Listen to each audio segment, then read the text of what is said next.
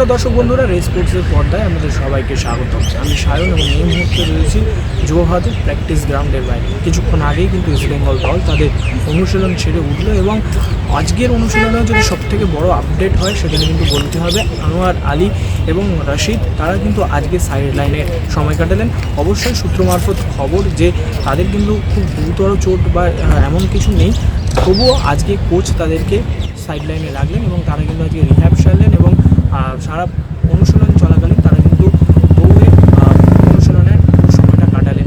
অন্যদিকে মহেশের খবর যদি দিতে হয়, সেখানে মহেশ কিন্তু আজকেও অনুশীলনে উপস্থিত ছিলেন না এবং যেটা সূত্র মারফত খবর আছে যে তার যে চোট হয়েছে সেই চোটটার জন্য কিন্তু বাদবাকি যে আইএসএলের ম্যাচ আছে বা বাদবাকি যে আইএসএল মৌসুম আছে সেখান থেকে কিন্তু তিনি ছিটকে গেছেন।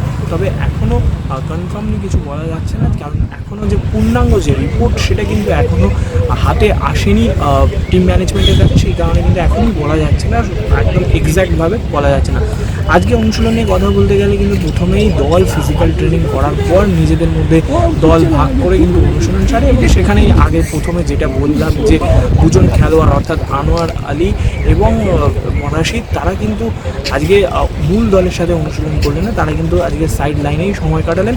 তবে কথা বলতে হবে ইস্টবেঙ্গল কোচ অস্কার ব্রুজোকে নিয়ে। অস্কার ব্রুজোর কাছে কিন্তু এইবার যে সিচুয়েশান ক্রিয়েট হয়েছে সেখানে কিন্তু তাকে একটু বেশি রেসপন্সিবিলিটি নিয়ে টিম গড়তে হবে। কারণ কি? কারণ আমরা দেখেছি আগের ম্যাচেও কিন্তু বলা যেতে পারে যে নাম্বার 9 অর্থাৎ আপনার দলের যে স্ট্রাইকার, সেই স্ট্রাইকার বিহীনভাবে চেন্নাইন এফসির বিরুদ্ধে নেমেছিল ইস্টবেঙ্গল দল এবং সেখানে কিন্তু চাপে পড়েছিল ইস্টবেঙ্গল দল। কিন্তু তারপরে ইউসুফ ইজদারি আসার পর বা 80 মিনিটের পর কিন্তু ম্যাচটা ইস্টবেঙ্গলের জন্য খোলে। তবে বেঙ্গালুরু এফসি আর চেন্নাইন এফসির সাথে তুলনা করলে কিন্তু হবে না। বেঙ্গালুরু এফসি কিন্তু যথেষ্ট শক্তিশালী দল এবং এটাও মাথায় রাখতে হবে তারা কিন্তু ম্যাচ হেরে খেলতে আসছে। তো সেই কারণে তারাও চাইবে ইস্টবেঙ্গলকে যদি তারা হারাতে পারে তাহলে এই যে চ্যাম্পিয়নশিপের রেস সেখানে কিন্তু তারা কিছু হলেও আরেকটু চান্স রাখতে পারবে, কারণ তারা কিন্তু অলরেডি কেরালার কাছে হেরে গেছে। তো তাদের মাথায় থাকবে যে যদি আমরা ইস্টবেঙ্গলকে হারাতে পারি সেটা কিন্তু তাদের জন্য একটা পজিটিভ সাইড হবে।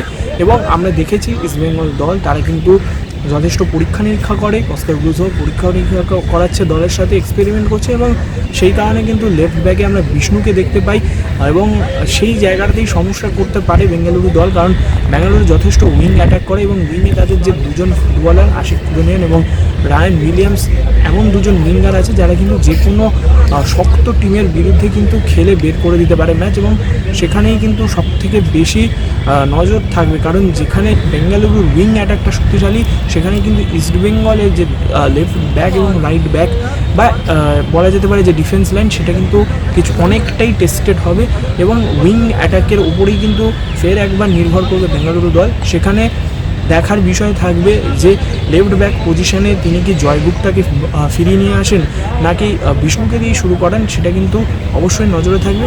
জয়গুপ্তার কথা যখন বললাম এটাও বলে রাখা ভালো, জয়গুপ্তা কিন্তু আজকেও টিমের সাথে অনুশীলন করলেন এবং যেটা সূত্র মারফত খবর তাকেই হয়তো ব্যবহার করার সম্ভাবনা বেশি রয়েছে, কারণ বেঙ্গালুরু ম্যাচ কিন্তু কঠিন ম্যাচ হবে, সেখানে এই ধরনের এক্সপেরিমেন্ট করতে চাইবেন না কোচ।